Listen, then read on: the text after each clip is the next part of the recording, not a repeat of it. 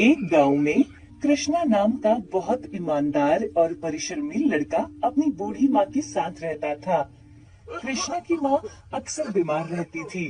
कृष्णा सुबह सुबह अपनी कुल्हाड़ी और पानी का लोटा लेकर जंगल में चला जाता और शाम तक जंगल में लकड़ियां काटता और फिर उन्हें बेचकर जो पैसे मिलते थे उसी से उसके घर का चूल्हा जलता था। अरे इन लकड़ियों के बस 150 रुपए ही मिलेंगे। सिर्फ 150 रुपए तो बहुत कम है चाचा। मैं पूरे दिन लकड़ी काटता हूँ, तब जाकर इतनी लकड़ियाँ ला पाता हूँ। हाँ, ये बोलो कि मैं तुमसे लकड़ियाँ खरीद रहा हूँ। दूसरे गांव के व्यापारी तो ऐसी लकड़ी लेते भी नहीं है। अशोक कृष्णा का पड़ोसी था जो लकड़ियों का व्यापार करता था। वो कृष्णा के भोलेपन का फायदा उठाता था और उसे लकड़ियों के बहुत ही कम पैसे देता था। एक दिन हर रोज की तरह कृष्णा जंगल में लकड़ियां काट रहा था। बहुत गर्मी होने के कारण और लगातार लकड़ी काटते काटते कृष्णा को बहुत प्यास लग जाती है। आज कितनी गर्मी है। इस तपती गर्मी में तो बार बार गला सूख रहा है। कृष्णा अपना लोटा उठाता है। लोटे में पानी भी खत्म हो गया। अब क्या करूं? ऐसा करता हूँ, जंगल के उस पार नदी है, वहां से पानी भरकर लाता हूँ। चलते चलते कृष्णा को बहुत समय लग जाता है। ओहो, और कितनी दूर है ये नदी? कुछ समय और चलते चलते आखिरकार कृष्णा उस नदी पर पहुंच जाता है और अपने लोटे में पानी भरता है और वो अपनी प्यास बुझाता है और अपने लोटे में भी कुछ पानी रख लेता है और फिर जंगल की ओर चल पड़ता है। चलते चलते उसकी नजर एक हिरन के बच्चे पर पड़ती है जो एक पेड़ के नीचे अकेला सहमा हुआ बैठा था। अरे, ये हिरन का बच्चा तो बहुत छोटा लगता है अपनी माँ से बिछड़ गया है। कृष्णा हिरन के बच्चे के पास जाता है और उसे प्यार से सहलाता है। तुम यहाँ अकेले क्या कर रहे हो? अगर किसी बड़े जानवर ने तुम्हें यहाँ देख लिया तो मुसीबत हो सकती है। नन्हा हिरन का बच्चा बड़ी बड़ी आंखों से कृष्णा को देख रहा था। तुम्हें भूख लगी होगी, ये लो, थोड़ा पानी पी लो। कृष्णा उसे अपने लोटे में से पानी पिलाता है। हिरन का बच्चा पानी पीते ही खड़ा हो जाता है और वो वहाँ से भाग जाता है। वहीं कृष्णा को पेड़ पर चढ़ी एक बड़ी सी अंगूर की बेल दिखती है जिस पर बहुत से अंगूर लगे थे। अरे वाह, कितने सारे अंगूर लगे हैं। देखने में तो बहुत रसीले लग रहे हैं। कृष्णा एक अंगूर का गुच्छा तोड़ता है और एक अंगूर खाता है। तभी कृष्णा में एकदम से ताकत आ जाती है। अरे ये क्या, इसे खाते ही मेरी सारी थकान दूर हो गई। ये अंगूर तो बहुत ही ताकतवर है। तभी कृष्णा के हाथ में पकड़े हुए सारे अंगूर सोने के बन जाते हैं। कृष्णा अंगूर को देखता है तो वो सोने के बन गए थे। अरे, ये अंगूर सोने के कैसे बन गए? ये कैसे हुआ? तभी अंगूर के गुच्छे में से आवाज आती है, कृष्णा।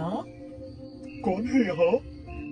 डरो नहीं, मैं एक जादुई अंगूर हूँ और मैं ईमानदार और सच्चे लोगों की मदद करता हूँ और तुम एक सच्चे इंसान हो।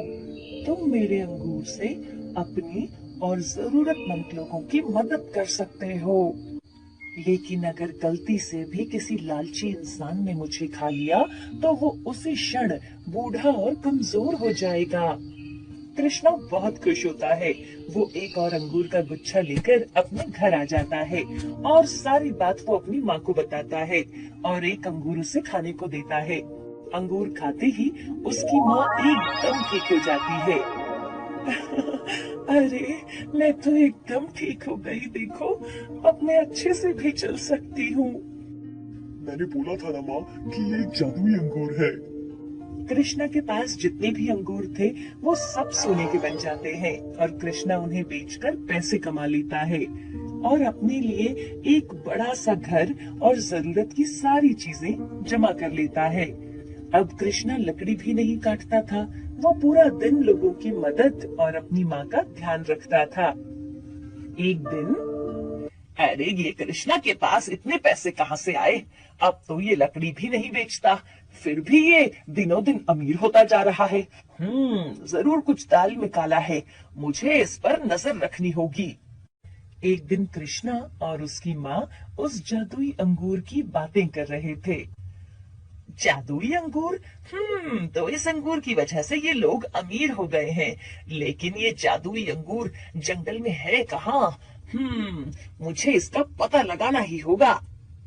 अगले दिन सुबह होते ही अशोक एक थैला लेकर जंगल में चला जाता है। सुबह से दोपहर हो जाती है। जाते जाते उसे वही हिरन का बच्चा मिलता है। अरे वाह, हिरन का बच्चा, आज तो इसे ही बनाकर खाऊंगा। ऐसा करता हूँ, इसे भी अपने साथ ले चलता हूँ।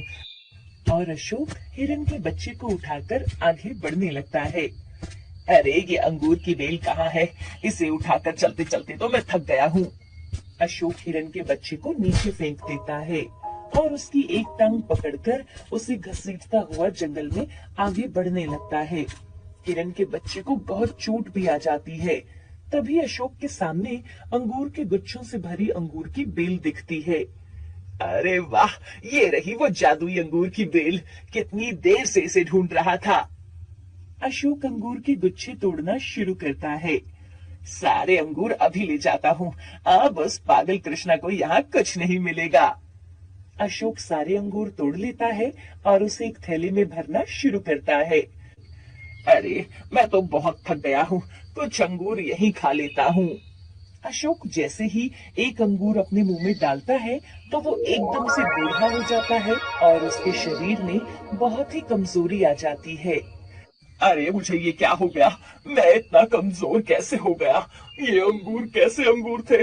हे भगवान, अब मैं क्या करूं? अशोक सारे अंगूर और हिरन का बच्चा वहीं छोड़कर वहां से धीरे धीरे चलकर अपने घर वापस आ जाता है। लालची लोग मुझे कभी हासिल नहीं कर सकते। और सारे अंगूर फिर से उसी बेल पर लग जाते हैं। इधर कृष्णा उन पैसों से गांव में अस्पताल और स्कूल खुलवाता है और गरीब लोगों को खाना खिलाता है। सब लोग कृष्णा की अच्छाई की तारीफ करते थे।